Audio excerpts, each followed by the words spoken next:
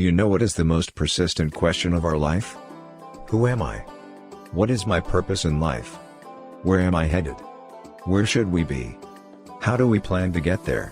The future of our children will depend largely on how well we address these questions. The real question is how to do that. The Family of Wisdom program is designed to improve the standards of learning and education by focus on learners' fitra and nurturing taqwa. The goal of the Family of Wisdom program is to help families to achieve a paradigm shift in their worldview and lifestyle. We believe true human development cannot flourish without sufficient social, moral, intellectual, and spiritual knowledge. Using principles from the Quran and Sunnah, we have developed a multidimensional wisdom program for children. Our program consists of 6 domains: spiritual, moral, social, intellectual, psychological, and physical. The spiritual domain is dedicated to the child's relationship with his creator, covering Quran, Iman, Fiqh, Dua, Aqaid, Hadith, Tajweed, Salah, and basic Arabic. The moral domain focuses on values and attributes related to character development. Social domain focuses on the emotional and interpersonal aspects of the children's development, covering behavior and responsibilities, social etiquettes, empathetic and respectful contribution. Intellectual domain focuses on the intellectual aspect of the child's development, covering knowledge and wisdom, Islamic history and civilizations, modern intellectual issues, concept of hudi, skills. The educational aim of physical domain of the Wisdom program is healthy living, focusing on wellness, healthiness, time management, and book reading. Psychological domain deals with concepts as anger, depression, anxiety, lifestyle change, and challenges in life. Falcon Wisdom Education developed an integrated wisdom platform to deliver a high-potential learning engagement experience. We believe that intelligence plus character is the goal of true education and lead to purposeful living. Join us. To become a family of wisdom, visit our website. بسم الله الرحمن الرحيم قل يا أيها الكافرون لا أعبد ما تعبدون ولا أنتم عابدون ما أعبد ولا أنا عابد ما عبدتم ولا أنتم عابدون ما أعبد لكم دينكم ولي دين.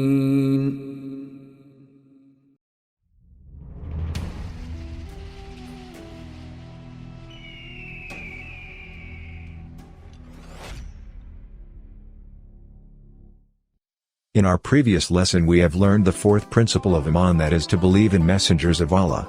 In continuation to our course Principles of Iman, we are starting our next lesson. The objective of this course is to get knowledge of other principles of Iman, that is, belief in life after death and Day of Judgment. No religion denies the end of our lives.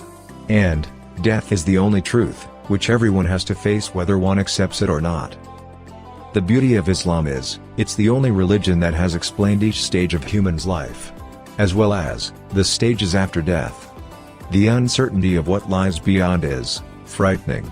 It may be that of all religions Islam provides the most realistic details of what comes after death and lies beyond. Islam views death to be a natural edge to the next stage of existence. Islamic doctrine holds that human existence continues after the death of the human body in the form of spiritual and physical resurrection. The afterlife will be one of rewards and punishments which is appropriate with earthly conduct. A day will come when Allah will resurrect and gather the first and the last of His creation and judge everyone justly. That is the Judgment Day, the day of enjoying the rewards from the Almighty Allah. People will enter their final abode, hell or paradise. Faith in life after death urges us to do right and to stay away from sin. Faith in life after death is one of the 6 fundamental beliefs required of a Muslim to complete his faith. According to the Quran, subsequently you will certainly die. Then on the day of rising you will be raised again. But how can we raised again when we die? So, who created you the first time? It was Allah who created mankind the first time, and He is able to bring them back to life. As the Quran states, and it is He who originates creation, then brings it back again. And it is easier for Him. Life between death and resurrection. We the Muslims believe that, upon dying, a person enters an intermediate phase of life between death and resurrection. Resurrection will be preceded by the end of the world. Allah will command a magnificent angel to blow the horn. At its first blowing, all the inhabitants of the heavens and the earth will fall unconscious, except those spared by Allah. The earth will be flattened, the mountains turned into dust, the sky will crack, planets will be dispersed and the graves overturned. People will be resurrected into their original physical bodies from their graves. The horn will blow again, upon which people will rise up from their graves, resurrected. Allah will gather all humans, believers and the impious, jinns, demons, even wild animals. It will be a universal gathering. People will stand and wait for judgment and humanity will sweat in agony. The righteous will be sheltered under the shade of Allah's magnificent throne. When the condition becomes unbearable, people will request the prophets and the messengers to intercede with Allah on their behalf to save them from distress. The balances will be set and the deeds of men will be weighed. What will be the balance of deeds? Disclosure of the records of the deeds performed in this life will follow. The one who will receive his record in his right hand will have an easy reckoning. He will happily return to his family. However, the person who will receive his record in his left hand would wish he were dead, as he will be thrown into the fire. He will be full of regrets and will wish that he were not handed his record or he had not known it. What's the destiny for the good and the bad ones? The Sirat is a bridge that will be established over hell extending to paradise. Anyone who is steadfast on Allah's religion in this life will find it easy to pass it. The Quran describes the destiny of those with enough good deeds in. Indeed, those who have believed and done righteous deeds will have gardens beneath which rivers flow. That is the great attainment. And Allah, warning His servants against the hellfire, says, "Fear the fire whose fuel is people and stones, made ready for the unbelievers. Paradise is for those who worshipped Allah alone, believed and followed their Prophet, and lived moral lives according to the teachings of Scripture. Hell will be the final dwelling place of those who denied Allah, worshipped other beings besides Allah, rejected the call of the prophets, and lead sinful, unrepentant lives."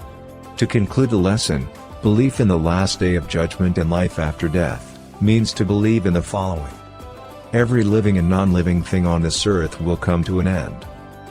Allah will bring life to the dead and judge their deeds. Allah has created heaven for pious and hell for sinners. Hope you have learned the concept of believe in life after death and day of judgment from this video. Catch you in next lesson. Believe in divine destiny.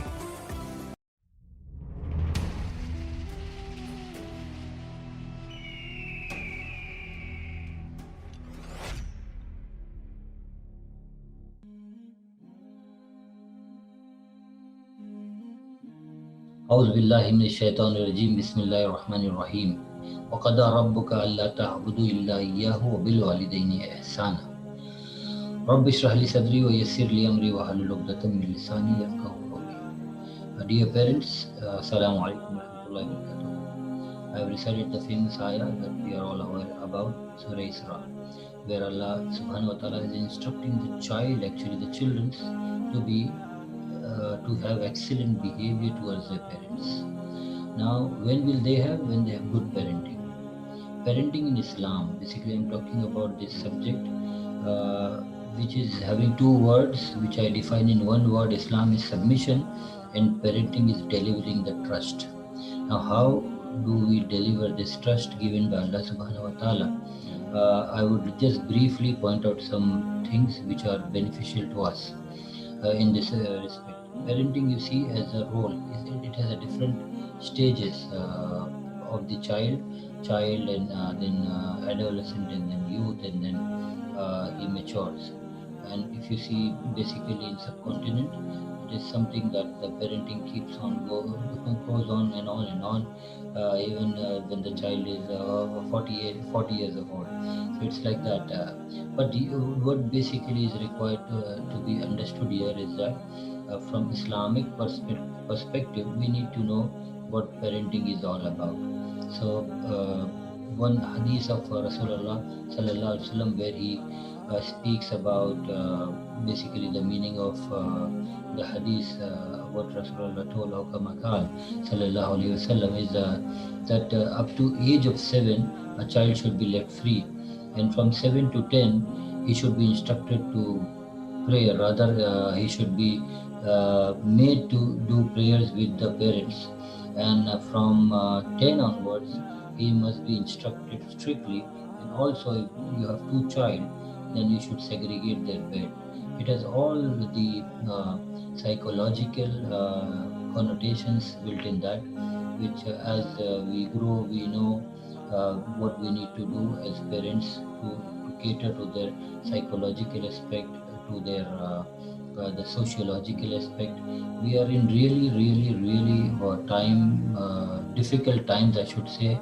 The pandemic, which has literally changed the course of education and the course of even employment, how we study and how we earn our livelihood. In these times, managing parenting is really a tough. In fact, it's a challenge, and the trust I was talking about, delivering the trust is real challenge right now. There are so many avenues, so many experts available on different aspects of parenting. What I could just suggest basically is keep a family nashist every day. Spend time with your children every day after maybe Isha prayer, or when you're sitting for dinner. Spend 5 minutes, minimum I'm saying 5 minutes to 10 minutes with your children, maybe listening to the Quran, telling them about Deen, Rasulullah, and all those aspects of Deen that they should know. And if you have this habit, if we make an habit of sitting with our children for at least 10-15 minutes every day, literally we will be able to deliver the three main aspect of parenting, I should say. That is zikrullah, the remembrance of Allah. We should make our children known who Allah is, the sifat of Allah subhanahu wa ta'ala, the attributes of Allah subhanahu wa ta'ala, how powerful it is, and that we are going to meet him one day. So zikrullah should be one aspect. The other aspect that we should build on is the conviction of the messengerhood of Rasulullah sallallahu alaihi wasallam. Those who have teenagers, I'm sure they have a really challenging time, wherein they have so many, when they surf the net and they find so many things about the character assassination and so many blasphemy about Rasulullah sallallahu alaihi wasallam. So we need to build that conviction. First we need to know, and then we need to also build that conviction in our children, that our entire Islam is based on the Shahada given by Rasulullah, that he is the messenger of Allah and there is Allah. La ilaha illallah, there is no God but Allah, and I am his messenger. When he says that, and we believe it, and everything starts after that. So that conviction of Rasulullah's messengerhood, we need to build in. And the third part is that Quran keeps on telling us about Shaitan is our clear enemy. In one place Allah says, Inna shaitan lakum adu fattakhizuhu adu. Indeed, Shaitan is your open enemy, take him as your enemy. So we need to make our children understand at the times we are living in, and how his whisper, the Quran starts with Alhamdulillah and ends with Sudurin Nas min al Jinnati wal Nas, that the whispering of the Shaitan which goes into the hearts of people from Shaitan, and the party of Shaitan, I should say, those who associate with Shaitan. So these are the real challenging times where he has his ways of attacking our children from so many perspective, right? It maybe it entertainment, maybe it, even studies when they approach Quran or Islam or be it anything, he will definitely see to it that the son of Adam do not goes to Jannah. And we need also tell our children that we are responsible. Quran also mentions his speech in the Jahannam, where he says, you followed me, and you need to blame yourself, and do not blame me. That's what he says. So again, in our nashish, we need to establish zikr Allah. We need to make our children understand the conviction of messengerhood, and also that shaitan is our clear enemy. We need to identify that, and whenever we feel that we are getting deluded, we are getting into his trap, we should say, "A'udhu billahi minash shaitanir rajeem." There are so many things that is to be shared on this topic, but for now, this is it. Jazakallah khair. Subhanallah wa bihamdihi, subhanakallahumma wa bihamdika, ashhadu an la ilaha illa anta, astaghfiruka wa atubu ilayk. Assalamu alaikum wa rahmatullahi wa barakatuh. The goal of the Family of Wisdom program is to help families to achieve a paradigm shift in their worldview and lifestyle. We believe true human development cannot flourish without sufficient social, moral, intellectual, and spiritual knowledge. Using principles from the Quran and Sunnah, we have developed a multidimensional wisdom program for children. Our program consists of 6 domains: spiritual, moral, social, intellectual, psychological, and physical. The spiritual domain is dedicated to the child's relationship with his creator, covering Quran, Iman, Fiqh, Dua, Aqaid, Hadith, Tajweed, Salah, and basic Arabic. The moral domain focuses on values and attributes related to character development. Social domain focuses on the emotional and interpersonal aspects of the children's development, covering behavior and responsibilities, social etiquettes, empathetic and respectful contribution. Intellectual domain focuses on the intellectual aspect of the child's development, covering knowledge and wisdom, Islamic history and civilizations, modern intellectual issues, concept of hudi, skills. The educational aim of physical domain of the wisdom program is healthy living, focusing on wellness, healthiness, time management, and book reading. Psychological domain deals with concepts as anger, depression, anxiety, lifestyle change, and challenges in life. Falcon Wisdom Education developed an integrated wisdom platform to deliver a high-potential learning engagement experience. We believe that intelligence plus character is the goal of true education and lead to purposeful living. Join us. To become a family of wisdom, visit our website